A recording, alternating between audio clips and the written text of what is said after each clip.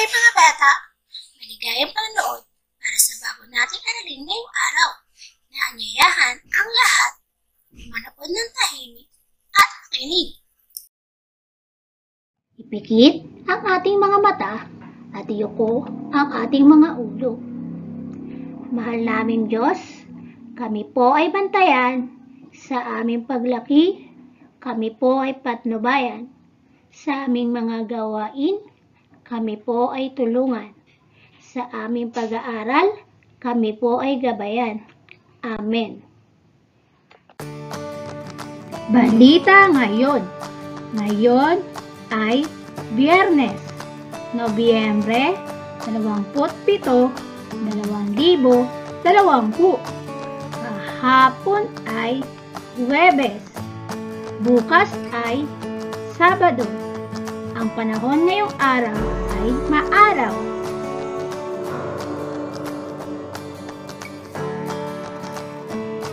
Week 7, Day 5. Pangangalaga sa ating mga tenga.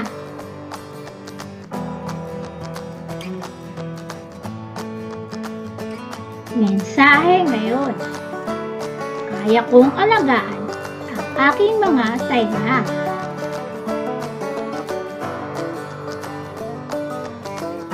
Kailangan ba nating alagaan ang ating mga tenga?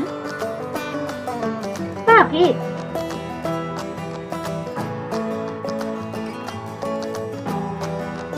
Paano natin aalagaan ang ating mga tenga?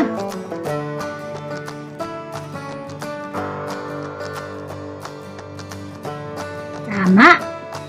Ang ating mga tenga ay mahalaga dahil kung wala tayong tenga, hindi tayo makakarinig. Dapat nating alagaan ang ating mga tenga. Ngunit, paano natin ito gagawin?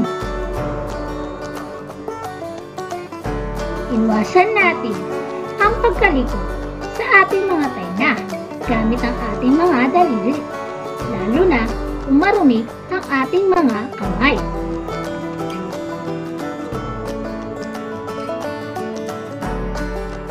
Iwasan din natin ang pagpasok ng mga matutulis na bagay sa loob ng ating tenga upang hindi ito masugatan.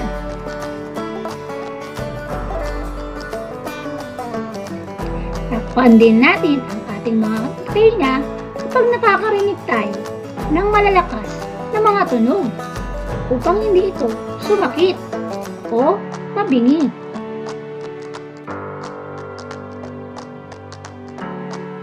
Iwasan din natin ang pakikinig na sobrang lakas ng mga tugtog o tunog.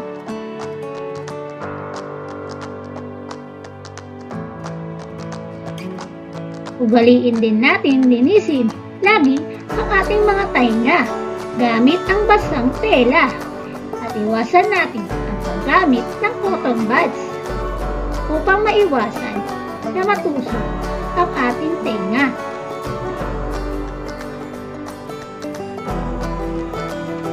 Ugaliin din kumonsulta sa eksperto kapag may kakaibang nararamdaman sa ating mga tenga.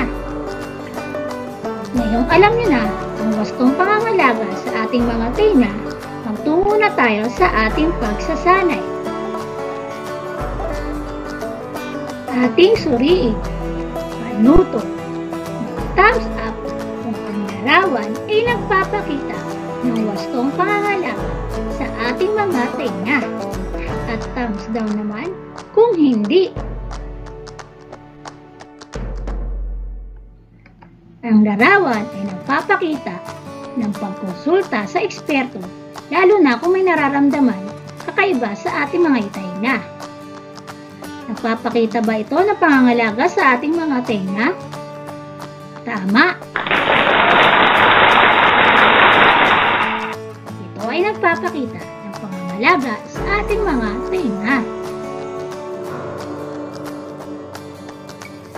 Ang larawan ay nagpapakita ng pakikinig sa mahina lamang na tunog.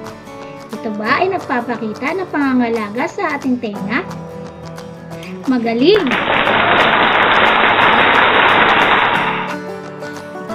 nagpapakita ng wastong pangangalaga sa ating mga tenga. Ang larawan ay nagpapakita ng paglalagay ng isang bata ng lapis sa kanyang tenga. Nagpapakita ba ito ng wastong pangangalaga sa ating mga tenga?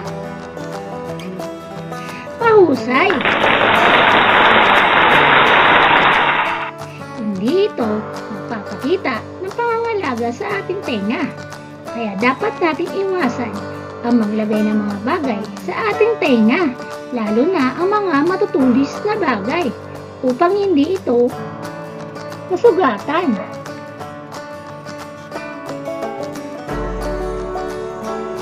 Ang larawan ba ay nagpapakita ng pangangalaga sa ating tenga? Magaling! Ito ay nagpapakita ng pangangalaga sa ating mga tenga.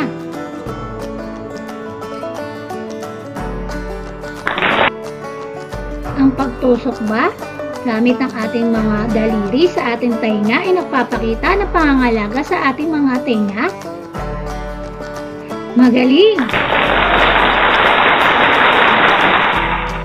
Hindi ito nagpapakita ng pangangalaga sa ating mga tenga, kaya dapat natin itong iwasan. Ang gagaling niyong lahat, mga bata! Nasagutan niyo ng buong husay ang ating pagsasanay ngayong araw. At dahil dyan, bibigyan ko kayo ng isang rainbow star.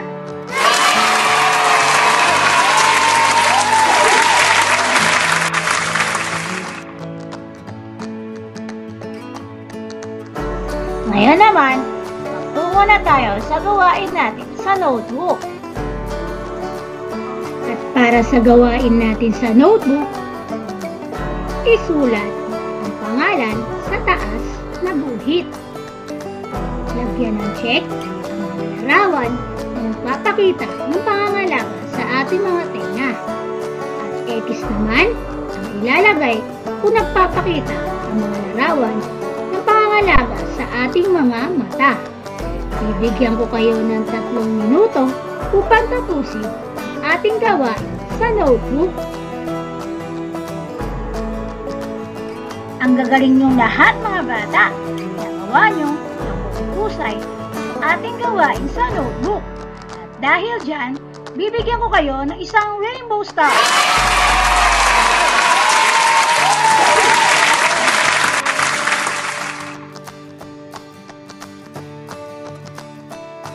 Ngayon naman, magtungo na tayo sa gawain natin sa papel. At para sa gawain natin sa papel, isulat ang bilang 12.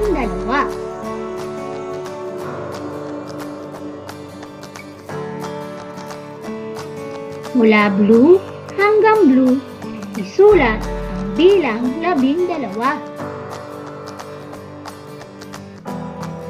Isulat ang bilang 12 sa inyong papel. Punuin ang inyong papel ng bilang 12. Bibigyan ko kayo ng 5 minuto upang tapusin ang ating gawain sa papel. Ang gagaling niyong lahat, mga bata, na isulat niyo ng wasto ang bilang 11 sa inyong papel. Kaya dahil dyan, bibigyan ko kayo ng 2 rainbow star.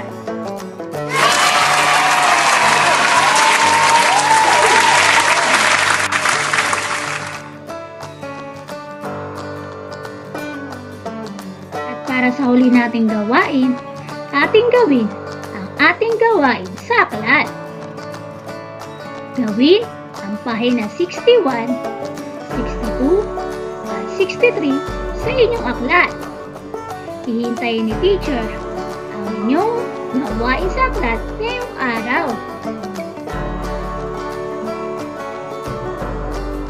At dito na nagtatapos ang ating aralin ngayong araw. Hangad ko na marami kayong natutunan sa video lesson natin na ito. Hanggang sa muli, paalam!